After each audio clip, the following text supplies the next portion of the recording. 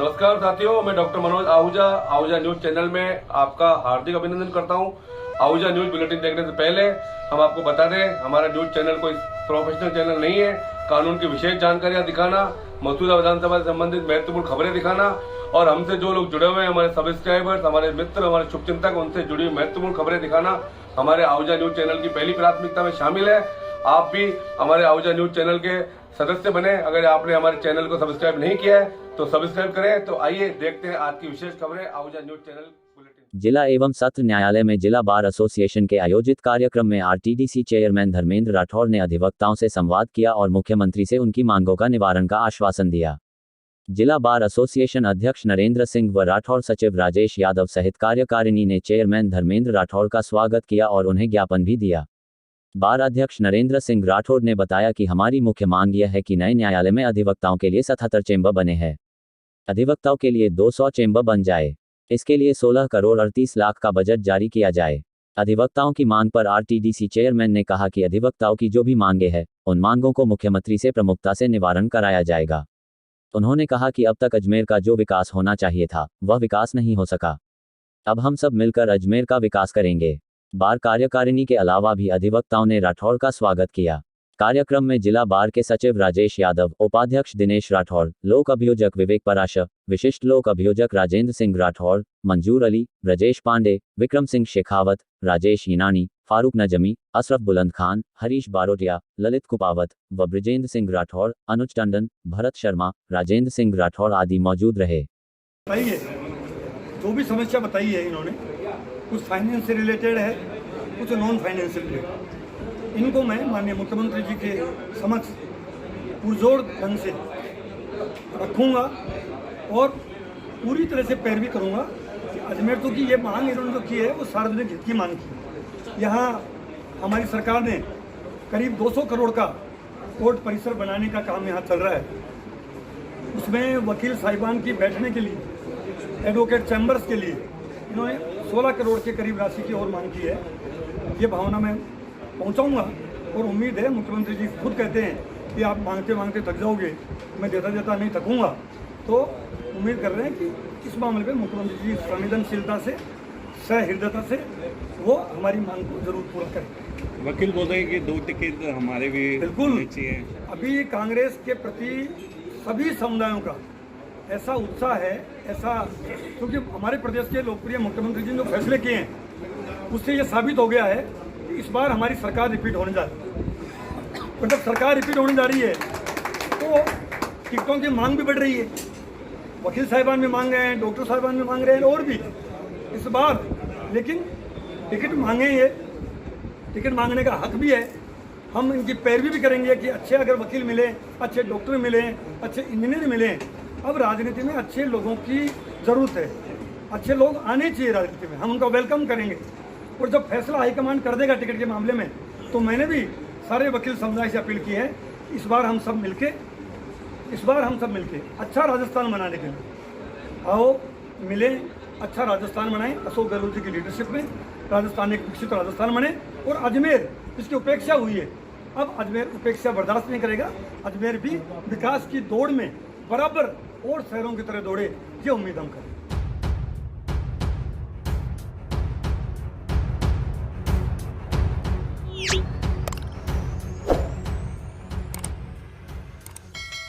Bar association Kekri ने सोमवार को केकड़ी कोर्ट के पेटिशन राइटर व कानून के विद्यार्थी शिवा उर्फ शिव प्रकाश चौधरी का जन्मदिन हर्षोल्लास के साथ मनाया गया। इस अवसर पर वरिष्ठ अधिवक्ता नवल किशोर पारीक व तेजभान भक्तानी सहित बार के सदस्य व मुंशीगण मौजूद रहे। केकड़ी जिला बार एसोसिएशन के सदस्यों का आपस में पारिवारिक माहौल का एक अनोखा रिश्ता देखने को मिलता है। इस बार में लगभग 200 अधिवक्ता तथा 50 मुंशी सहित डीड राइटर कार्य करते हैं, जिनका आपस में एक परिवार के सदस्य के रूप में सौहार्दपूर्ण रिश्ता देखने को मिलता है। इस बार एसोसिएशन के द्वारा प्रत्येक सदस्य अधिवक्ता सहित मुंशी व पेटिशन राइटर का जन्मदिन बार के कार्यालय में सभी अधिवक्ताओं की उपस्थिति में मनाया जाता है। सुख और दुख में एक दूसरे के साथ रहकर सहयोग करना तथा सामंजस्य के साथ कार्य करने की अनूठी परंपरा का निर्वहन करना यहाँ पर देखने को मिलता है। आज के दिन इस संगठन द्वारा एक नई और अनूठी पहल प्रारंभ की गई है, जो कि हिंदुस्तान के इतिहास में अपने आप में एक उदाहरण है। बार के पूर्व उपाध्यक्ष महेंद्र चौधरी, वरिष्ठ अधिवक्ता नवल किशोर पारीक, वरिष्ठ अधिवक्ता तेजभान भगतनी के नेतृत्व में आज इस संगठन द्वारा इस परिवार के सदस्य शिव प्रसाद चौधरी का जन्मदिन अधिवक्तागण तथा मुंशी संघ के सहयोग से धूमधाम व हर्षोल्लास के साथ मनाया गया।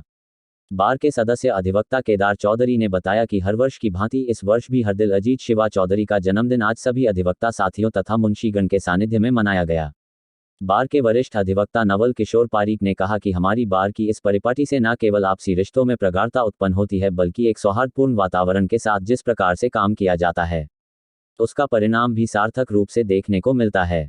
पेटिशन राइटर शिव प्रकाश सहज, सरल व आदर भाव रखने वाले पारिवारिक सदस्य हैं जिन्हें केकड़ी न्यायालय में कार्य करते हुए लगभग 5 वर्ष हो चुके हैं। इन्होंने अपने व्यवहार व मधुर वाणी से सबके दिलों में जगह बना रखी है।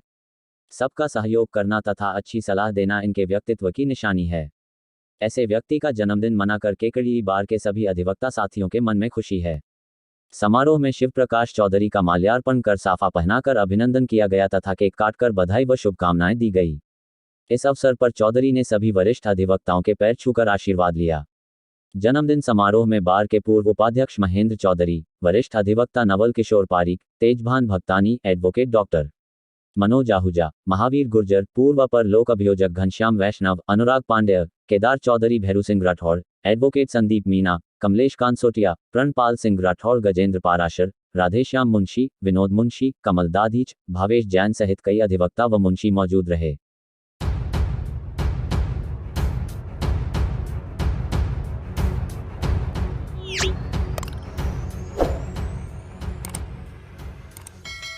सोमवार 17 जुलाई को रामपाल जाट सचिव जिला विधिक सेवा प्राधिकरण अपर जिला एवं सेशन न्यायाधीश की अध्यक्षता में भगवंत विधि विश्वविद्यालय व आर्यन कॉलेज में अंतर्राष्ट्रीय विश्व दिवस के अवसर पर कार्यक्रम का आयोजन किया गया।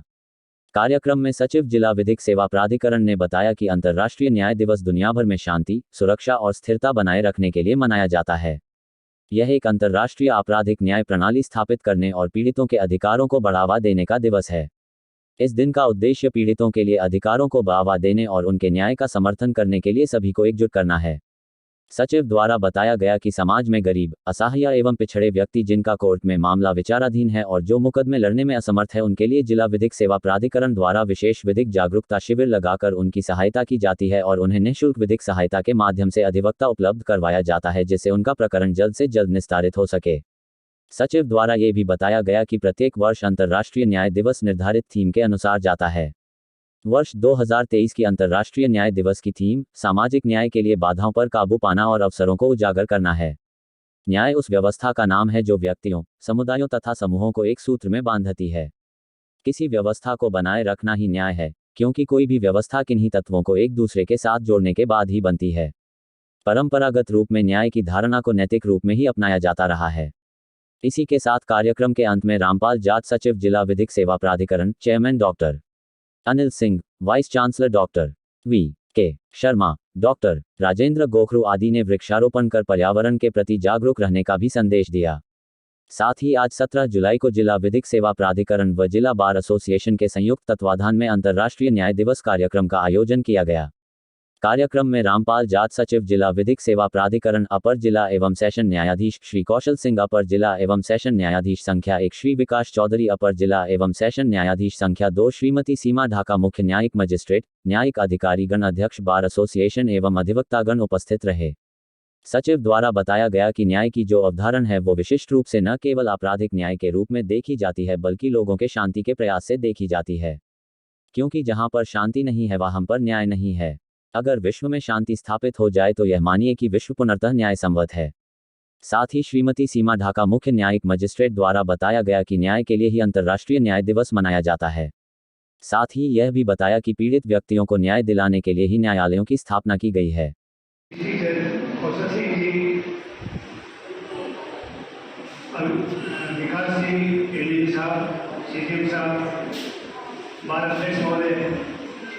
उपस्थित अधिकारीगण, अधिवक्तागण, जैसा कि आज इंटरनेशनल डे फॉर जस्टिस है, इसकी भूमिका आपको वकील साहब ने बताई है, सचिव महोदय ने बताई है।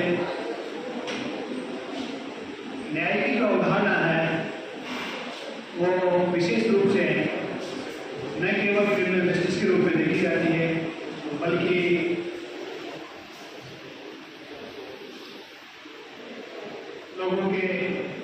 शांति के प्रयास नहीं करती, क्योंकि जहाँ तक शांति नहीं है वहाँ पर न्याय नहीं। अगर विश्व में शांति स्थापित हो जाए तो ये मानिए कि विश्व पूर्णतया न्याय सम्मत है, न्याय सम्मत चल रहा है।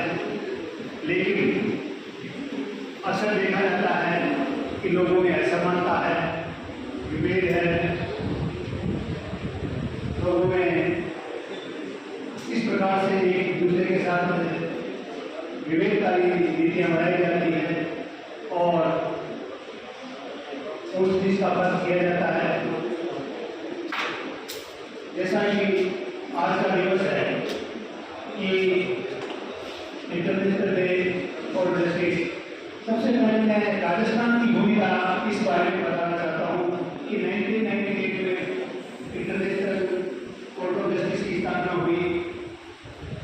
राजस्थान के डॉक्टर मेडिकल सिंह इसमें जज बनाए गए और दूसरी बार जस्टिस दलवी नौलानी वो भी राजस्थान में हुई है। और ऐसी स्थिति में अगर किसी महान विभूतियों को जिनका की पार्टिसिपेशन राजस्थान से है और अपन इंटरनेशनल डे फॉर जस्टिस की महत्वता को नहीं समझे तो हम मानते हैं कि हमारा ज्ञान भी अधूरा है और हमारा काम भी अधूरा है। न्याय की मीमांसा क्या है, न्याय क्या है, आप सब लोग जानते हैं। दोनों पक्ष ये जानते हैं कि मेरी बात में कितना दम है, मैं कितना न्याय से काम करता हूँ, मेरे आर्ग्यूमेंट में कितना दम है। लेकिन कहते हैं कि पाप को बोले दृष्टि को मारता है। कोई बात आपकी नज़र में श्रेष्ठ हो सकती है, कोई बात मेरी नज़र में श्रेष्ठ हो सकती है, कोई बात किसी और की नज़र में श्रेष्ठ हो सकती है। इसलिए काल परिस्थिति, समय, काल परिस्थिति और इनको देखते हुए न्याय की अवधारणा की बदलती रहती है। किसी समय कोई अपराध नहीं थी, लेकिन कानून का जमा करा तो सरकार बना दिया गया। कई कानून ऐसे भी होंगे जो कि सामाजिक मान्यता प्राप्त नहीं है लेकिन वो अपराध है। ऐसे कई कानून होते हैं, जैसे बाल का जैसा अपराध है तो सामाजिक मान्यता लोग हम देते हैं। बालिका का अपराध भी होता है, लेकिन लोग सामाजिक रूप से बालिका को अपराध नहीं मानते बल्कि कानूनी रूप से उसको अपराध माना जाता है। जहाँ तक इंटरनेशनल जस्टिस की बात आती है, आज ग्लोबलाइजेशन है, क्रॉस बॉर्डर की पहुँच है, स्पेस लॉ है, साइबर लॉ है, इसी प्रकार से इंटरनेशनल लॉ की जो बात आती है, युद्ध संधियाँ हैं, जैसा कि कुलभूषण जाधव जो कि हिंदुस्तान के जासूस के रूप में उसको पकड़ा गया है। उस व्यक्ति को एक फांसी की सजा मिल सकती थी, लेकिन ये इंटरनेशनल कोर्ट ऑफ जस्टिस की देन है कि वो आज भी उसको फांसी की सजा नहीं मिल पाई है और ये भारत की बहुत बड़ी राजनयिक जीत है। अगर हम इंटरनेशनल जस्टिस को आगे बढ़ाएंगे तो किसी भी प्रकार से हमारी राजनीतिक जो शक्तियाँ हैं, राजनीतिक जो बातें हैं, उनको हम आगे बढ़ाएंगे। केवल हम हमारे परिवेश, हमारे उपनिवेश, हमारे गांव, हमारे समाज यहाँ तक ही रहेंगे नहीं देंगे, बल्कि इसको वर्ल्ड वाइड बड़े रूप में देंगे तो हमें और भी कुछ कई आयाम इंटरनेशनल जस्टिस के रूप में मिलते हैं। जय हिंद, जय भारत।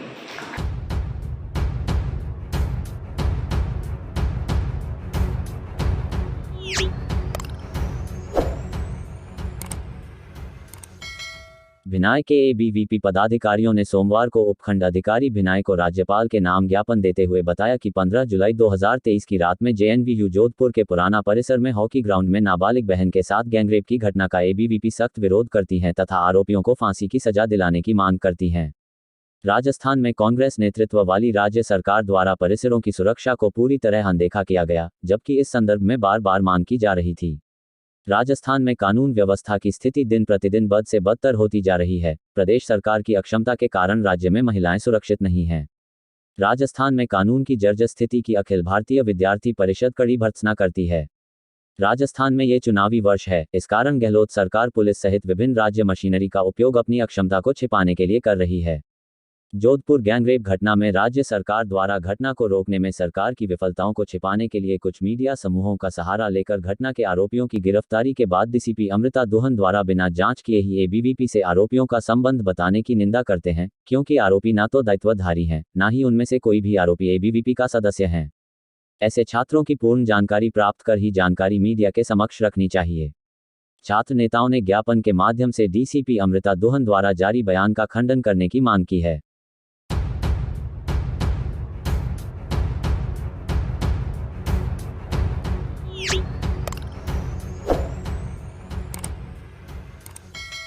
कस्बे के शिवालयों में आज सावन के दूसरे सोमवार व हरियाली अमावस्या के अवसर पर भक्तजनों की भीड़ देखने को मिली। वहीं कस्बे के आराध्य देव नीलकंठ महादेव मंदिर में भी आज सावन के दूसरे सोमवार के अवसर पर भक्तों व श्रद्धालुओं की भीड़ देखने को मिली। शिव भक्तों व श्रद्धालुओं ने भगवान शंकर को रिझाने के लिए मंदिर का श्रृंगार करते हुए भोले बाबा के दरबार में विभिन्न प्रकार के फलों व बेलपत्रों को अर्पित करते हुए शिव परिवार का जलाभिषेक करने से पूर्व पंडित धनराज जोशी के सानिध्य में विधि विधान के साथ रुद्र अभिषेक का पाठ किया। इस मौके पर पूजा पाठ में शिव भक्त कैलाश चंद्र टेलर व उनकी धर्मपत्नी गीता देवी, चंद्र प्रकाश टेलर व उनकी धर्मपत्नी प्रीति, निशांत जैन व उनकी धर्मपत्नी वंदना, रामकिशन टेलर व उनकी धर्मपत्नी हेमलता, हरीश छिपा व उनकी धर्मपत्नी शामिल हुए। पूजा पाठ के साथ जलधारा व अभिषेक का कार्यक्रम आयोजित हुआ, जिसमें जयेश रानका, कैलाश चंद टेलर, डॉक्टर मनोज आहूजा, निशांत जैन, चंद्र प्रकाश टेलर, गोपाल नामा, हरीश छिपा, नवरत्न सोनी, भगवान सिंह चौहान, रामकिशन, लालाराम गुर्जर सहित कई शिव भक्तों ने जलाभिषेक किया, जिसके बाद महाआरती का आयोजन हुआ। इसके साथ ही भगवान सत्यनारायण के मंदिर में विराजित शिव परिवार की पूजा अर्चना करते हुए भक्तों की काफी भीड़ देखने को मिली। भक्त लोग अपनी बारी आने का इंतजार करते देखे गए। वहीं इस मौके पर महिलाओं द्वारा व्रत उपवास रखकर विशेष पूजा अर्चना की गई। भगवान सत्यनारायण के मंदिर में शिव भजन मंडली के सौजन्य से कमला शर्मा, शिमला छिपा, गीता देवी राठौड़, प्रमिला जायसवाल, कृष्णा टाक, सुनीता टेलर, निर्मला पारिक, श्यामा पारिक, मीना हल्दर, रेणु वैष्णव, वर्षा शर्मा, कमला शर्मा, मंजू देवी लक्ष्यकार, अदिति लक्ष्यकार, सोनू शर्मा, पवन छिपा सहित महिलाओं ने भोलेनाथ के गीत गाकर भोले बाबा की महिमा का गुणगान किया। सावन के दूसरे सोमवार व हरियाली अमावस्या के अवसर पर मंदिर कमेटी के सदस्यों द्वारा श्रद्धालुओं के लिए विशेष व्यवस्थाएं भी की गई।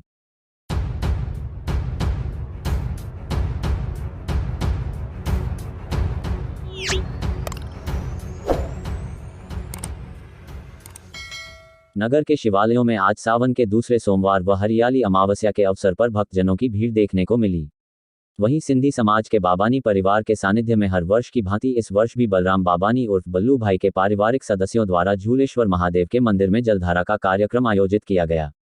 जलधारा के साथ साथ पंडित कैलाश शर्मा, प्रकाश शर्मा व संजय शर्मा द्वारा विधि विधान के साथ रुद्री पाठ का आयोजन कर शिव भक्तों को तिलक मोली लगाते हुए लच्छा बांधा। जलधारा के कार्यक्रम में सिंधी समाज की महिलाओं व बच्चों ने बढ़ चढ़कर भाग लिया तथा भगवान शंकर के जलधारा चढ़ाने में अपनी बारी का इंतजार किया।